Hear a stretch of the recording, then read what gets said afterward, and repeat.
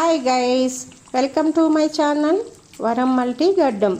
నేను చిత్ర. ఈరోజు వరం మల్టీ గడ్డం కిచెన్లో కాకరకాయ కూర చేస్తున్నాను. ఎలా చేస్తున్నానో చూద్దామా? మరి ఇంకెందుకు కలిసి వచ్చేయండి.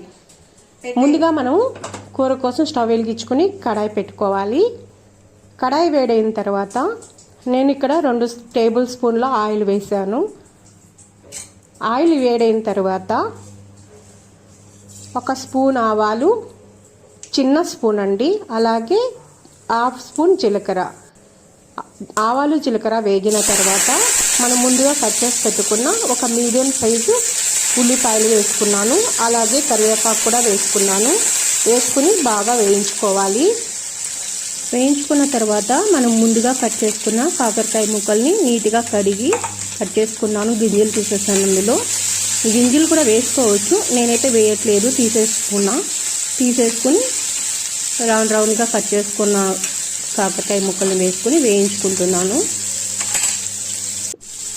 కొంచెం బాగా మీడియం ఫ్లేమ్లో వేయించుకోవాలండి, లేదంటే మాడిపోతుంది, మనకి మంచిగా వేగదు. నేను మీడియం ఫ్లేమ్ పెట్టుకొని వేయించుకుంటున్నాను. యాక్చువల్లీ ఈ కాకరకాయ కూర డయాబెటిక్ పేషెంట్స్కి, అలాగే బ్లడ్ ప్రెషర్ ఎక్కువగా ఉన్న వాళ్ళకి, అలాగే వెయిట్ లాస్ అవ్వాలనుకున్న వాళ్ళకి మంచిగా హెల్ప్ అవుతుందండి. ఇప్పుడు ఇందులోకి 1/4 చెంచా పసుపు వేసుకుంటున్నాను. వేసుకుని ఒకసారి బాగా కలుపుకోవాలి. ఈ కర్రీ టేస్ట్ కూడా చాలా బాగుంటుందండి. ఇప్పుడు ముందుగా మనం కట్ చేసి పెట్టుకున్న టమాటాలు 2 మీడియం సైజు కట్ చేసుకుని వేసుకుంటున్నాను. టమాటాలు కూడా బాగా మెత్తగా మగ్గి మొత్తం కూరలోకి మగ్గేదాకా వేయించుకోవాలి. ఇప్పుడు మనము ఇందులోకి మన టేస్ట్కి తగ్గ ఉప్పు వేసుకోవాలి. ఉప్పు వేసుకున్న తర్వాత నేను ఇక్కడ 5-6 వెల్లుల్లి రెబ్బల్ని కచ్చాపచ్చా దంచి వేసుకుంటున్నాను. వేసుకుని బాగా కలుపుకోవాలి, అడుగు పట్టకుండా. ఈ కాకరకాయ కూర వేడి వేడి రైస్లోకైనా రాగి ముద్దలోకైనా చాలా బాగుంటుంది టేస్ట్. అలాగే ఇప్పుడు మనము ఇందులోకి 1 స్పూన్ ధనియాల పొడి వేసుకోవాలి. అలాగే 1 స్పూన్ కారం. మీకు ఎంత కారం కావాలనుకుంటే అంత కారం వేసుకోవచ్చు. వేసుకుని ఒకసారి బాగా కలుపుకోవాలండి.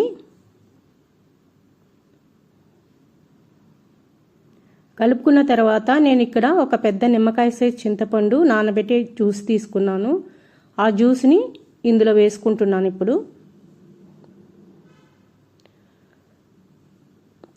చింతపండు వేసుకున్న తర్వాత బాగా ఒకసారి కలిపి ఇందులోకి ఇప్పుడు మనము వాటర్ వేసుకోవాలి. నేను 1 గ్లాస్ వాటర్ వేసుకుంటున్నాను. ఒకసారి కలుపుకోవాలి మంచిగా. వాటర్ వేసుకున్న తర్వాత మనము వేసుకున్న వాటర్ మొత్తము బాగా ఇంకి కూర మొత్తం దగ్గరకు వచ్చేదాకా కూరని మనం కుక్ చేసుకోవాలి. ఇలా చేసామంటే కాకరకాయ అస్సలు చేదు ఉండదండి.